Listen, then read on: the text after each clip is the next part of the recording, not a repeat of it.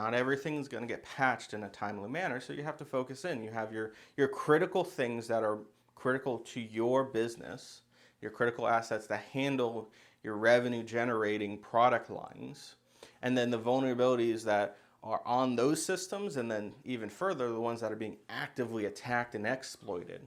are the real big meat and potatoes of vulnerability management, where we should be concentrating our efforts so that we properly and adequately and effectively, in a cost effective manner, protect your business for in the most appropriate manner. And then making sure that those product lines are protected in all areas of that line, from your development all the way through your end user facing systems, through your end user systems and your customer facing systems. That's really what I was trying to get out there. So vulnerability management is the